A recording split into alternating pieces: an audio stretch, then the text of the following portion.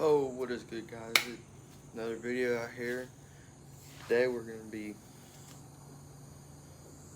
adding a fish finder to the front of this boat that I've been fishing on last year and going on to this year. I've got most of it done off camera. I've done put in the mount. I've ran the power wire most of the way. The last thing I got to do is finish up on the transducer and finish up on the power wire. So let's get into it.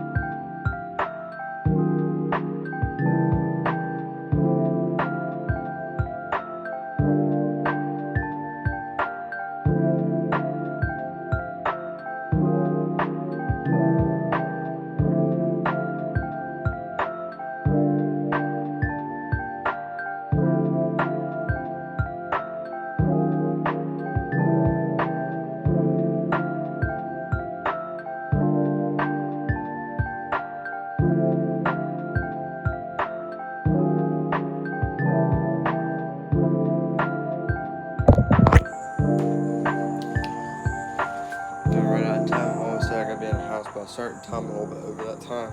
So I got the power wires done. All I have to do is they're 99% done. All I have to do is heat shrink them, and then they'll be done. And then hopefully tomorrow night we're going to tackle getting the wire ran on the trolling motor for this. We gotta get the spacing right on this so the head can spin freely 360 degrees. We have to get it ran all the way up and coiled back and heading up another heater and ran over to the mount. And here's the mount that it's on. Mount for the fish finder is this right here. And then for the fish finder, I'm putting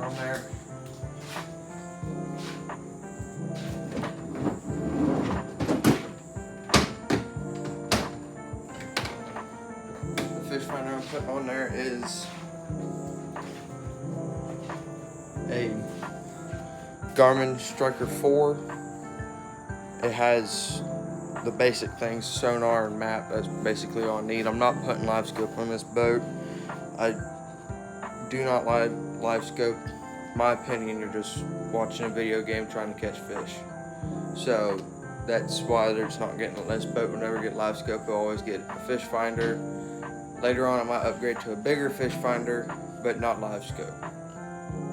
Some of y'all might be going in the comments, whoever watches this, and say, fish finder is basically live scope. No, it's not. Live scope, you can see live time.